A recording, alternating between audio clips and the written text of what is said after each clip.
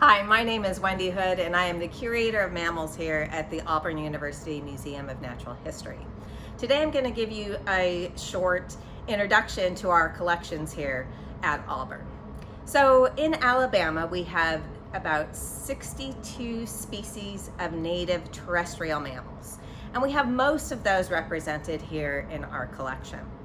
So let me give you a quick tour of which species and which families we have.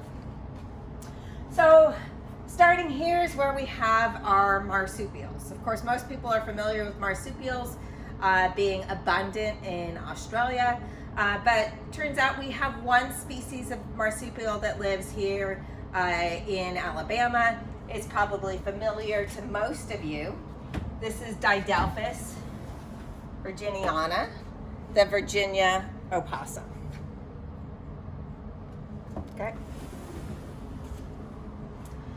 So our marsupials are here, and then we come around and we have a huge number of cabinets that are devoted specifically to rodents. And that's actually not surprising, because a full half of all species of mammals, there's 5,500 different species of mammals worldwide. Half of those are rodents, and it turns out about half of the species in our collection are rodents as well. The one species that we have the most of is Sigmoidon hispidus. It's the hispid cotton rat. This is a really sweet little guy.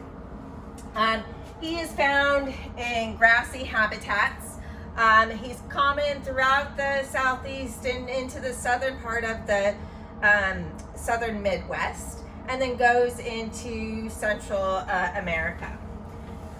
And you can see that we have numerous animals, actually multiple cabinets here are devoted to Sigmoidon. We have over 700 specimens here in the collection. And so you might ask, why would it be necessary to keep so many representatives of a single species? Well, the first animal in our collection, or the first Sigmoidon, was collected back in 1936. And then we've had many collected through the decades up to about 10 years ago. And that's really an incredibly valuable resource. So this gives us a record of this species here in Alabama. We have a record of where they occur, so each of the tags not only tells us what species it is, but it tells us where it was collected. And this one was collected right here on Cox Road in Lee County.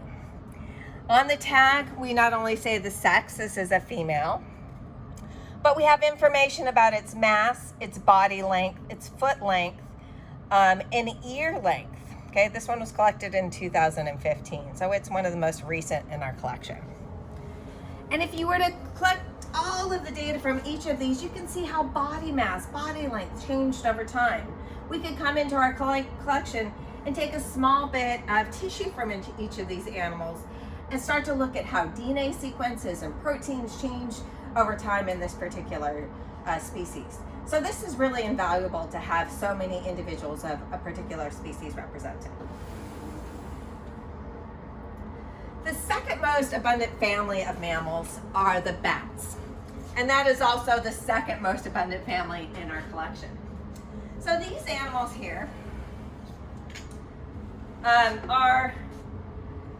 this is the Brazilian free-tail bat, or Curator brasiliensis.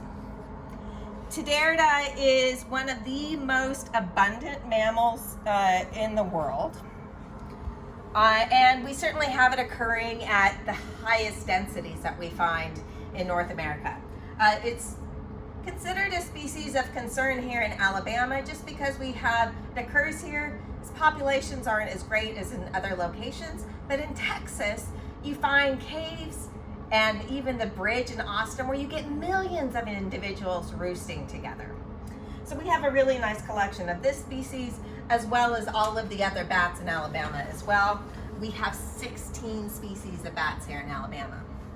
Okay, so this was our bats, our rodents, we saw our marsupials, so we're gonna come around here. And this is essentially everybody else. We have carnivores, we have a few marine mammal specimens, and so let me just point out, so in our collections, Our animals are represented by skins that I've already shown you. We also have skeletal material, and in some of our specimens are maintained in jars and alcohol. But I particularly love the skeletal material because it really tells you a lot about an animal when you look at its skeleton. So let me just pull out here to give you an example. So these are the cervical vertebrae. Hard to see here. This is going to be, let's see, the skull is going to be attached, articulates right here. And then each of these are the 7 cervical vertebrae that occur in that bottlenose dolphin. And what I love about skeletal material is that you can see that a lot about the animal just by looking at it. For example, this is part of the flipper of this dolphin, and you can see that that's flattened, and each of the bones are relatively wide. That's going to help to support that flipper, which creates a paddle. The cervical vertebrae are really unique because all mammals have 7 cervical vertebrae. And having a long neck was a really important adaptation for mammals. It helps to support them as they move their head over their food and tear tissue off of their prey items. When cetaceans moved from the land into water, they really had to take a different foraging strategy. They swim up over their prey item rather than moving their head and neck over it. And associated with that, they have a reduced neck.